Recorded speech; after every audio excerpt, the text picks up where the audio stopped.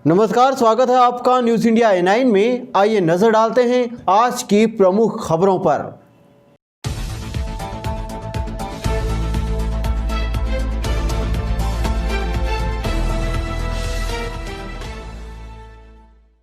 खबर उत्तर प्रदेश से है, जहां भूदान की जमीन को खाली कराने को लेकर तहसील पर गरजे विनोबा भावे के सैकड़ों कार्यकर्ता। अधिकारियों द्वारा की जा रही हीला हवाली को बर्दाश्त नहीं किया जाएगा, ये शिमला त्रिपाठी का कहना था। शनिवार को भूदान विनियोजन आंदोलन के तत्वाधान में करीब सैकड़ों कार्यकर्ता तहसील परिसर में क्षेत्र के बरनपुर गांव में विनोबा भावे जमीन को लेकर धरना दिया गया। वहीं बता दें कि कार्यकर्ताओं का प्रमुख उद्देश्य तहसील प्रशासन से जवाब लेना था। वहीं उच्च न्यायालय के आदेश के बावजूद कोराव प्रशासन के कैलेंडर में 2 महीना कब पूरा होगा।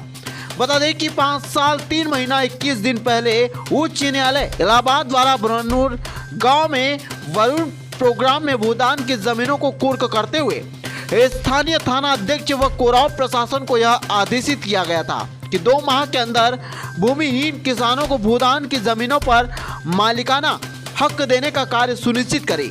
लेकिन 5 वर्ष बीत जाने के बाद भी यहां प्रक्रिया कोराव प्रशासन द्वारा संपन्न नहीं कराई गई, जिसके विरोध में शिमला त्रिपाठी के नेतृत्व में भूदान विनियोजन आंदोलन के सभी सदस्यों ने कोराव तहसील का घेराव किया। वहीं घेराव के दौरान उपस्थित जनसमूह को संबोधित करते हुए शिमला ने कहा कि भूदान की जमीनों पर भूमिहीन किसानों मजदूरों का अधिकार है। किसी भी कीमत पर प्रशासन की हीला हवाली व दबंगों के कब्जों को बर्दाश्त नहीं किया जाएगा।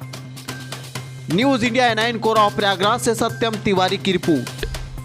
पोलाई कला, जहां नगर परिषद का अपना ही अलग एक दायित्व रहता है। शहर की स्वच्छता, विद्युत, साफ सफाई के साथ अगर कहीं भी शासकीय भूमि या अन्य जगहों पर अतिक्रमण होता है तो शहर को अतिक्रमण मुक्त बनाकर नागरिकों की सुविधा देना। परंतु इन दिनों नगर परिषद में अतिक्रमणकर्ताओं का बोलबाला है। जहां देखो वहां शासकीय भूमि पर अवैध रूप से अतिक्रमण किया जा रहा है। जी हां, हम आपको बता दें कि शाजापुर जिले की पोलाई कला नगर परिषद में इन दिनों अवैध रूप से अतिक्रमण की बाढ़ आ गई। जहां देखो वहां मनमाने तरीके से अवैध रूप से अतिक्रमण कर पक्के निर्माण किए जा रहे हैं। इसको देखने वाला कोई नहीं और दबंगों के द्वारा बड़ी दबंगई से पहले तो शासकीय जमीन पर कब्जा कर लिया जाता है, फिर उसी जगह पक्का निर्माण बनाया जाता है। इस संबंध में भाजपा के कार्यकर्ता अरविंद मंडलोई द्वारा कलेक्टर, SDM, तहसीलदार ज्ञापन देकर शिकायत की गई तो बताया गया कि हम जांच करवाकर अतिक्रमण हटाएंगे। लेकिन इन दिनों नगर परिषद के कर्मचारी कुंभकर्ण की गहरी नींद में सोए हैं और उनको अतिक्रमणकर्ताओं द्वारा अतिक्रमण किया गया दिखाई नहीं देता है। इससे साफ हो जाता है कि कहीं न कहीं नगर परिषद इस कार्य में संलिप्तता दर्शाता है। वहीं शहर के नागरिक इनको अतिक्रमण की जानकारी दे रहे हैं, उसके बावजूद भी नगर परिषद द्वारा किसी प्रकार की कोई कार्यवाही नहीं की जाती है। यानी कहीं न कहीं नगर परिषद का भी ढूलमुल रवैया साफ तौर पर दिखाई दे रहा है। न्यूज इंडिया A9 पोलाई कला से मनोज विजयवर्गीय की रिपोर्ट। कला के कुछ ग्रामीणों ने आज हमें आवेदन पत्र प्रस्तुत कर पोलाई कला में शासकीय भूमि पर अतिक्रमण के संबंध में ज्ञापन प्रस्तुत किया है, आवेदन पत्र प्रस्तुत किया है और हम नियमानुसार उसकी जांच कराकर अतिक्रमण के विरुद्ध प्रभावी कार्रवाई करेंगे। सर, इस दौर में नहीं, प्रशासन बिल्कुल लचीला नहीं है और हम अतिक्रमण के विरुद्ध प्रभावी कार्रवाई कर रहे हैं। हमने शासकीय भूमि पर विगत दिनों में रानी बड़ौद में 14 बीघा ज़मीन को अतिक्रमण मुक्त कराया है। हमने हड़लाई कला में 15 बीघा ज़मीन अतिक्रमण मुक्त करा के वहाँ चारागाह और सरकार की गौशाला बनवाई है। हमने पिछले 4 दिन पहले खाटसूर में 10 बीघा ज़मीन अतिक्रमण मुक्त करवाई है। हमने मकोड़ी गांव में 14 बीघा ज़मीन चरनोई ज़मीन अतिक्रमण मुक्त कराई है। हम निरंतर प्रभावी कार्रवाई कर रहे हैं अतिक्रमण के विरुद्ध। पोलाई कला में भी हमें शिकायत मिली है, हम जांच करवा रहे हैं। नगर पालिका का क्षेत्र है। हमने मुख्य नगर पालिका अधिकारी नगर परिषद पोलाई कला को विधिवत पत्र जारी कर मध्य प्रदेश नगर पालिका अधिनियम 1961 की धाराओं के विरुद्ध प्रभावी कार्रवाई अतिक्रमणकर्ताओं के विरुद्ध करने हेतु कहा है और इस कार्रवाई में प्रशासन और पुलिस नगर परिषद का पूरा सहयोग करेगा।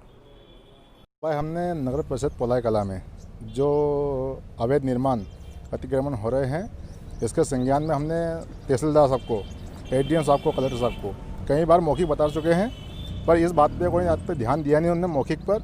तो इसलिए आज हमने सर को एक लेखित का मतलब आवेदन दिया है सर जितने भी अतिक्रमण हो रहे हैं सर अभी ये नए निर्माण चल रहे हैं, कम से कम इनको तो बंद करो, आप हटाओ इनको तो। ऐसे तो अगर अतिक्रमण होता रहा तो पोलाई कला की जो शासकीय भूमि है वो बिल्कुल नहीं बचेगी, और कल से जितने बेरोजगार लड़के हैं वो अतिक्रमण करेंगे। फिर कल से आप तोड़ोगे हटाओगे, सबको परेशानी आएगी शासन को। आज कम है, तब तक शासन जाग जाए तो अच्छा है, वरना बहुत मुसीबतों का सामना करना पड़ेगा। अगर शासन ने अतिक्रमण नहीं हटाया तो आप क्या करेंगे? इसके बाद में कोई उग्र आंदोलन करेंगे? उग्र आंदोलन क्या, बस स्टैंड पर धरने बैठने वाले भैया हम तो, और स्पष्ट बात है क्योंकि हमें हमारा आने वाली पीढ़ी, हमारे जो साथी है उनकी चिंता है। अगर आपको अतिक्रमण करवाना है तो पोलाई कला की रोड साइड दोनों ज़मीन बची है, उस पर 2-2 लाख रुपये पकड़ी लेकर दुकान बनाओ, और जो बेरोजगार लड़के हैं उनको दुकान दो आप। खबर कोराव प्रयागराज से है, जहां तहसील क्षेत्र कोराव के मिश्रपुर गांव में जिला पंचायत की भूमि पर ग्रामीणों द्वारा अवैध अतिक्रमण किए जाने की बारंबार शिकायत व न्यायालय के आदेश के बाद शनिवार को एसडीएम नजूल के साथ साथ जिला पंचायत के अधिकारी सहित स्थानीय पुलिस व राजस्व विभाग के लोग पहुंचकर जिला पंचायत की भूमि पर पैमाश करते हुए चिन्हित किया गया, जमीन को खाली कराने की हिदायत दी गई। देखिए आप भी रिपोर्ट।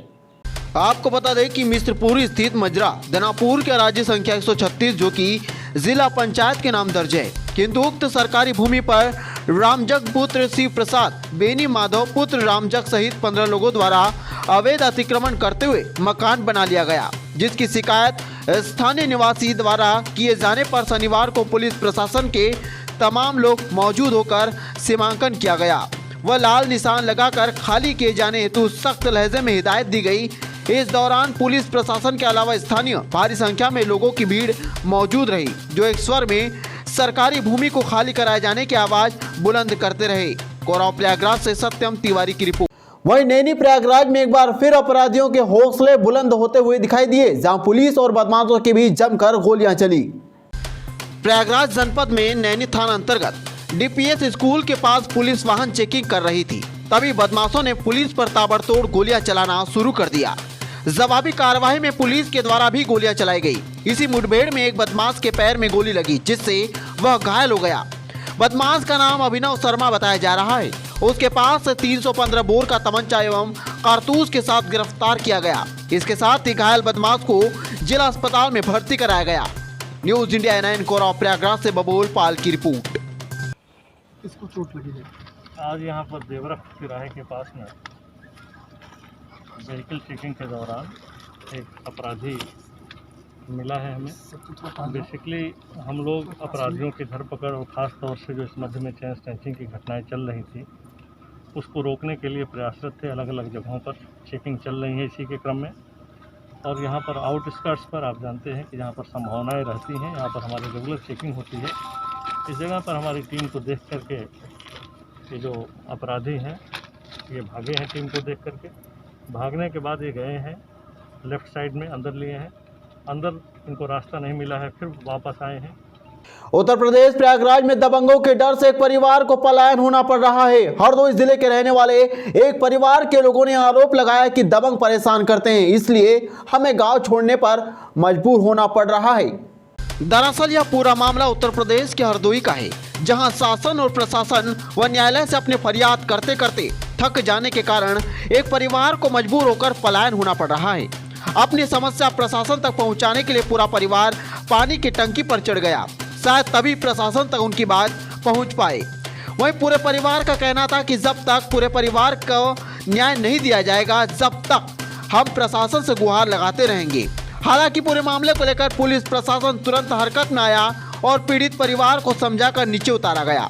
वहीं शिकायतकर्ता गांव छोड़कर प्रवासी के तौर पर जीवन व्यतीत कर रहे हैं। राजस्व के मामले में पुलिस के हस्तक्षेप से आए दिन राजस्व के मामले बढ़ते जा रहे हैं। यह बेहद ही निंदनीय एवं अशोभनीय है। प्रयागराज से अनिल यादव की रिपोर्ट।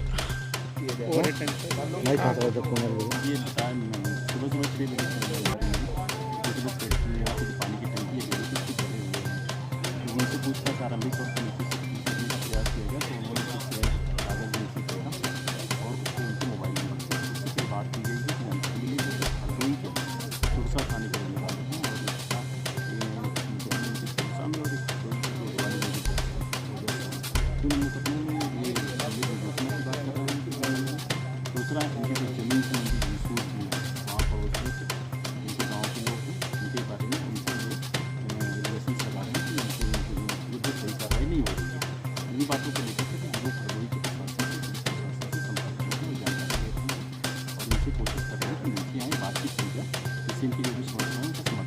कुल कितने लोग हैं?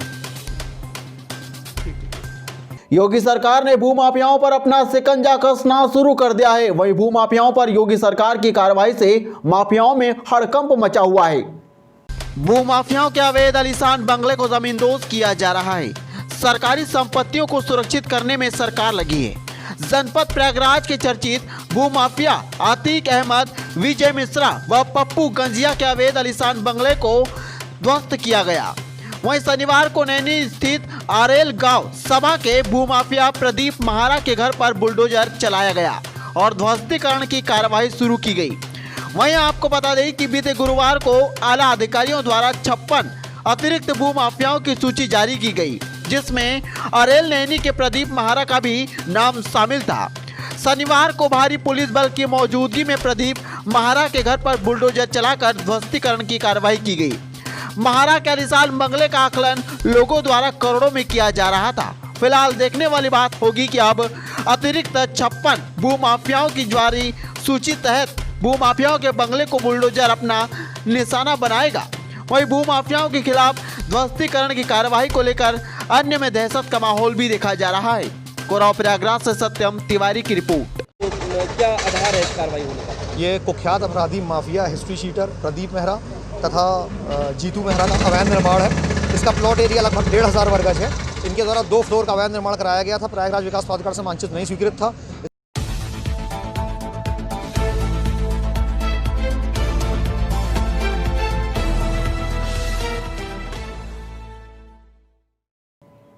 नमस्कार, रुक करते हैं बड़ी खबर की ओर, जहां जो बाइडेन प्रेसिडेंशियल इलेक्शन जीत चुके हैं। फिलहाल वे प्रेसिडेंट के सिलेक्ट किए जा चुके हैं। 20 फरवरी को शपथ लेने के बाद वे 46वें राष्ट्रपति बन जाएंगे।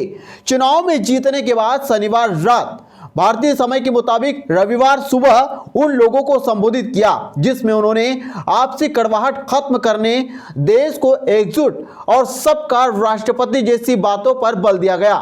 वहीं भाषण देने के बाइडेन मंच तक दौड़ते हुए नजर आए। चुनाव प्रचार के दौरान राष्ट्रपति डोनाल्ड ट्रंप उन पर उम्रदराज होने के आरोप लगाए गए थे। बता दें कि बाइडेन 48 वर्ष पहले पहली बार सीनेटर चुने गए थे। देश के नाम संबोधन में उन्होंने कहा कि आप लोगों ने स्पष्ट जनादेश दिया है। वहीं बता दें कि 7.4 करोड़ लोगों ने रिकॉर्ड वोट किया। अमेरिका की यह नैतिक जीत है। मार्टिन लूथर किंग ने भी यही कहा था। गौर से सुनिए, आज अमेरिका बोल रहा है, मैं राष्ट्रपति के तौर पर इस देश को बांटने के बजाय एकजुट करूंगा। वह उन्होंने कहा कि परिवार और पत्नी का इस संघर्ष में साथ देने के लिए शुक्रिया। People of this nation have spoken. They've delivered us a clear victory, a convincing victory, a victory for we the people. We've won with the most votes ever cast on the presidential ticket in the history of the nation. 74 million.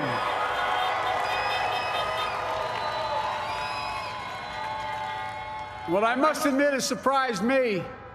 Tonight, we're seeing all over this nation, all cities and all parts of the country, indeed across the world, an outpouring of joy, of hope, renewed faith in tomorrow, bring a better day. And I'm humbled by the trust and confidence you placed in me. Who voted for President Trump? I understand the disappointment tonight. I've lost a couple times myself, but now, let's give each other a chance. It's time to put away the harsh rhetoric, lower the temperature, see each other again, listen to each other again. And to make progress, we have to stop treating our opponents as our enemies. They are not our enemies. They are Americans. They're Americans.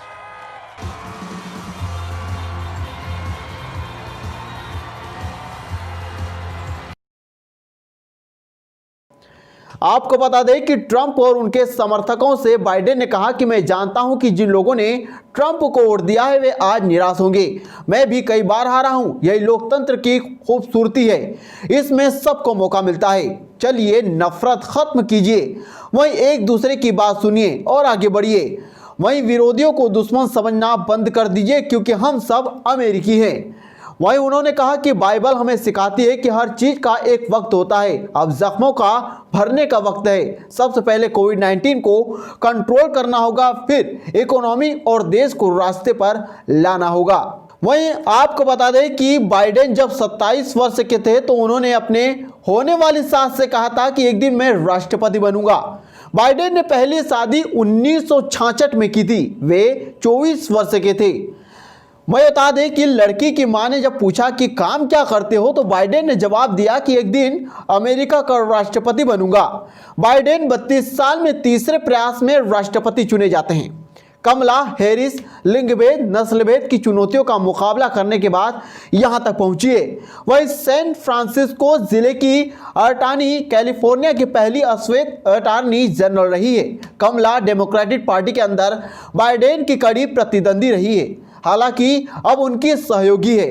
कमला ने 2011 में banking sector में आए craze के कारण बेघर हुए लोगों को मुआवजा दिलाने के लिए मुहिम चलाई थी। इसके बाद वे राष्ट्रीय चेहरा बन गई। We are so grateful to Joe and Jill for welcoming our family into theirs on this incredible journey. And to the woman most responsible for my presence here today, my mother, Shamala Gopalan Harris, who is always in our hearts. When she came here from India at the age of 19, she maybe didn't quite imagine this moment. But she believed so deeply in an America where a moment like this is possible. And so I am thinking about her and about the generations of women, black women,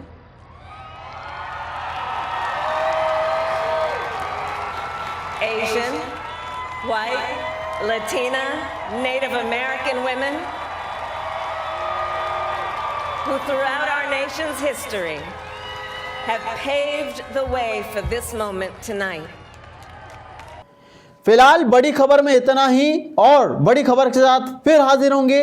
जब तक के लिए देखते रहिए news India A9।